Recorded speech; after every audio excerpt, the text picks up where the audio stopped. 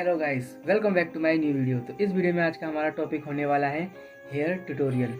आज हम जानेंगे कि हेयर ट्यूटोरियल क्या होता है और उसमें देखेंगे कि हेयर को कैसे प्रॉपर वे में शेड करें, कितने स्टेप में शेड करें, या एक बिगिनर जो होते हैं वो हेयर शेडिंग में जब हेयर शेडिंग करते हैं तो रेफरेंस फ़ोटो को अपनी ड्राइंग में कितने % तक लेके जाएं कि वो दोनों सिमिलर लगने लगे। तो आज हम जानेंगे। और इसे मैंने शेड किया है, देख सकते हैं ये इस तरीके से। इसका ये वाला एरिया थोड़ा ऑकवर्ड सा लग रहा होगा अभी, बिकॉज अभी फेस बना नहीं है, और जब फेस बनेगा तभी ये फेस के ऊपर के बाल है ना वो बनेंगे। अगर मैं अभी इसे ड्रॉ कर दूंगा तो ये बाकी का एरिया ये ड्रॉ करने में थोड़ी डिफ़िकल्टी होगी।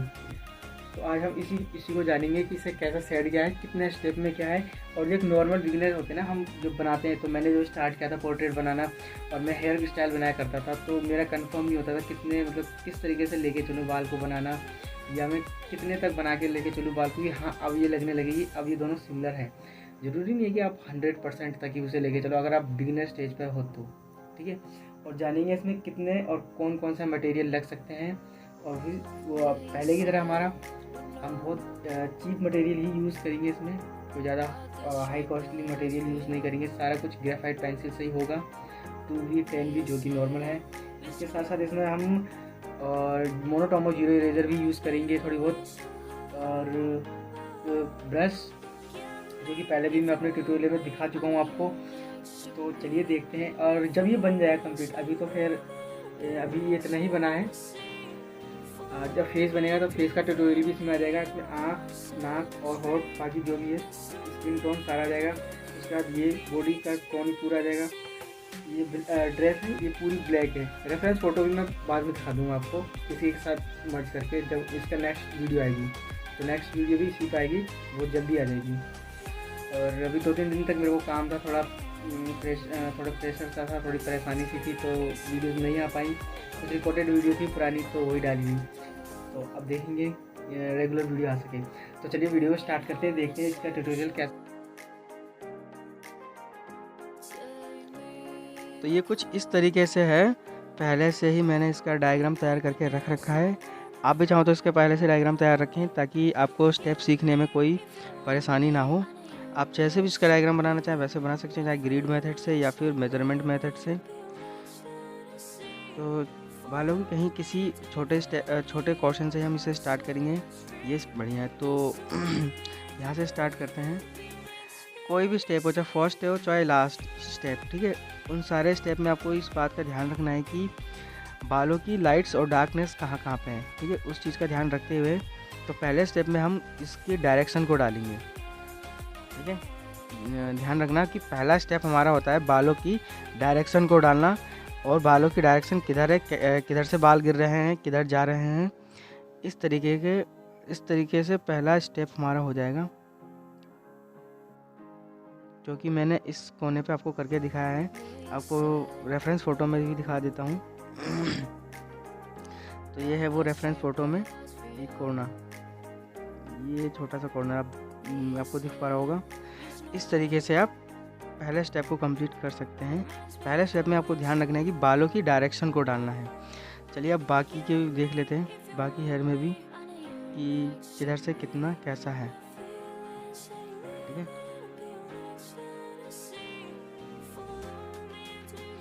इस तरह से अब हम बाकी जो बचे हुए इसके बाल के जो हिस्से हैं उसमें भी सेम इसी तरीके से पहले बालों के डायरेक्शन को डालेंगे। ये हमारा पहला स्टेप है। याद रखें कि पहले स्टेप में हमें बालों की डायरेक्शन को ध्यान में रख के बालों की डायरेक्शन को डालना है। तो जितनी भी इसमें जहाँ भी जैसे जैसे बालों की डायरेक्शन जा रही है वहाँ पे हम 2B पेंसिल की मदद से हल्के हाथ से उस बालों की डायरेक्शन को डालेंगे, इस तरीके से कुछ।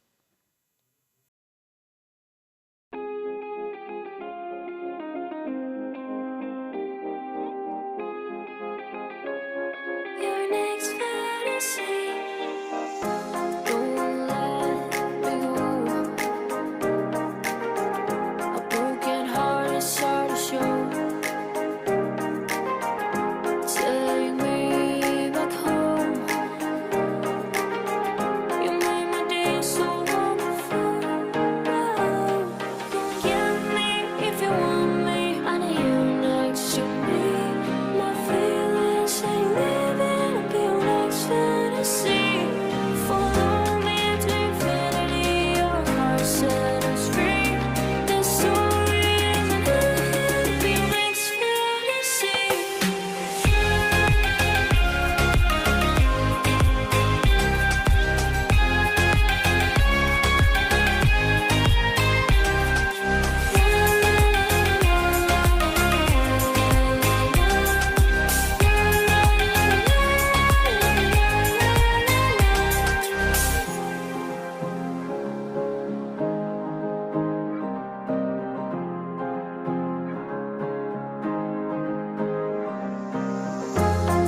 said no. Got this triple loss for you. This is no. Reminds me that we still have hope. Get me if you want me. I need you next to me. My feelings ain't living up your next fantasy. Follow me to infinity. Your heart set us free. The story isn't ending up your next fantasy.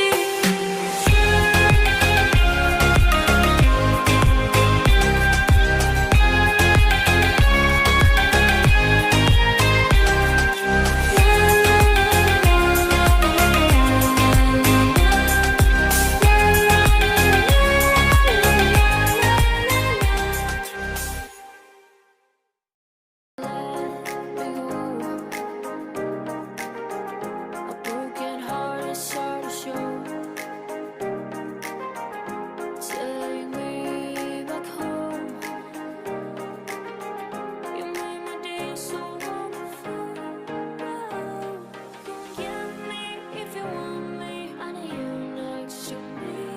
My feelings ain't living up your next fantasy.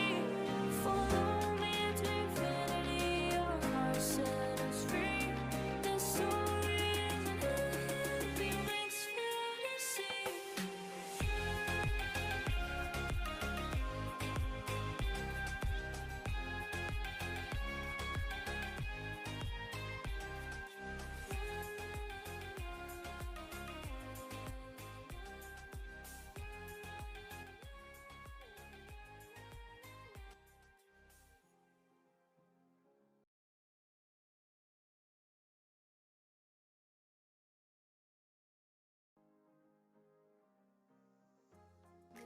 said no. Got this triple loss for you. This is no. इस तरीके से हमारा जो है पहला step complete हो जाएगा। आप चलो रेफरेंस फ़ोटो को भी देख लेते हैं। I need you next to me. तो ये कुछ इस तरीके से हमारा पहला स्टेप कंप्लीट होगा। पहले स्टेप में ध्यान रखना हमेशा कि बालों की डायरेक्शन को रखना है सिर्फ। अगर यहाँ पे आपकी फ़ोटो मैच नहीं हो रही है, दोनों सिमिलर नहीं लग रही है, तो फ़र्क नहीं पड़ता इस बात से, क्योंकि हमने सिर्फ अभी बालों की डायरेक्शन को रखा है, ना कि शेड किया है।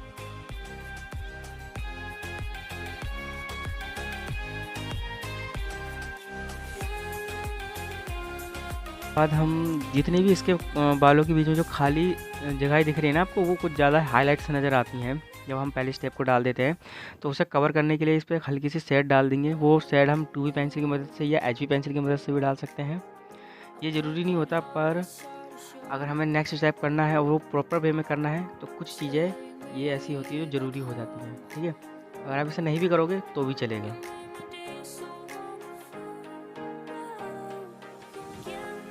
If you want me, I need you next to me. My feelings ain't living up your next fantasy. Follow me to infinity. Your heart set us free. The story then इसके बाद हम वही same first step में जो हमने किया था, बालों की डायरेक्शन को डाला था 2B पेंसिल की मदद से, वही स्टेप हम 10B पेंसिल की मदद से रखेंगे। ये हमारा नेक्स्ट स्टेप होगा, यानी सेकंड स्टेप होगा। और ध्यान में रखें, जो हमने फर्स्ट स्टेप में 2B पेंसिल की मदद से बालों की डायरेक्शन को रखा था, सेम डायरेक्शन में हमें आप 10B पेंसिल को चलाना है। पर ध्यान रखना है कि लाइट्स कहाँ हैं, डार्क एरियाज़ कहाँ हैं, बस इस चीज़ को ध्यान में रखते हुए सेकंड स्टेप को हम 10B पेंसिल की मदद से करेंगे। और 10B पेंसिल भी हल्के हाथ से चलाना है, ज़्यादा प्रेशर यूज़ नहीं करना है। they said चलिए no. Got this triple loss for you. This is no. Reminds me that we still have hope. Get me if you want me. I need you next to me. My feelings ain't living up your next fantasy. Follow me to infinity.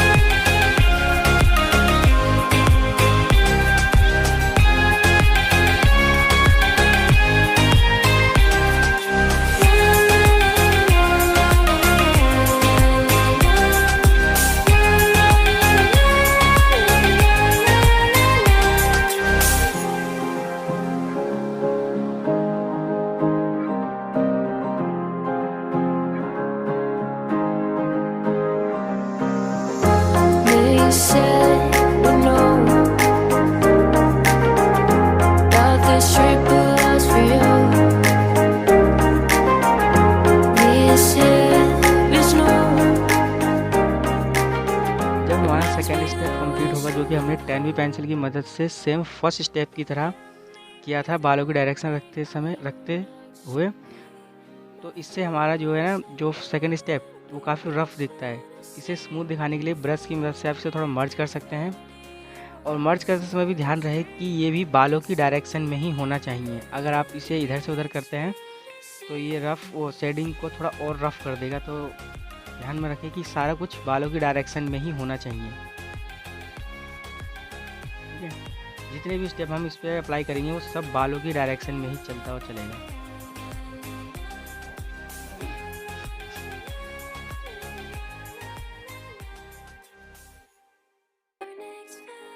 अब है third step में इसमें जहाँ भी highlights थे, ठीक है, reference photo को देख लेंगे, और रेफरेंस फ़ोटो में जहाँ भी हमें हाइलाइट्स दिख रहे हैं उसे मोनोटोमो जीरो इरेजर की मदद से वहाँ हाइलाइट्स कर देंगे। या फिर अगर आपने कोई शार्प इरेजर रख रखी है तो आप उसकी मदद से भी कर सकते हैं। ज़रूरी नहीं है कि मोनोटोमो जीरो इरेजर ही यूज़ करें हम। ठीक है, तो ये हमारा होता है थर्ड स्टेप, और थर्ड स्टेप को भी हम बालों की डायरेक्शन में ही रखेंगे। ये वहाँ पे हम अप्लाई करेंगे जहाँ हमने 10वीं और 2वीं पेंसिल नहीं चलाया था, यानी कि जहाँ पे हमारे हाइलाइट्स थे। तो वहाँ स्टेप के बाद जो भी बालों के बीच जो खाली एरियाज़ हैं उनमें हम बालों की डायरेक्शन से मिलते जुलते डायरेक्शन रखेंगे और उन्हें फिल कर देंगे। 10वीं पेंसिल की मदद से ही करें ताकि उसमें बार बार आपको ज़्यादा काम करने की ज़रूरत ना पड़े। कुछ इस तरीके से, क्योंकि हम बाद में थोड़ा डार्क कर देंगे।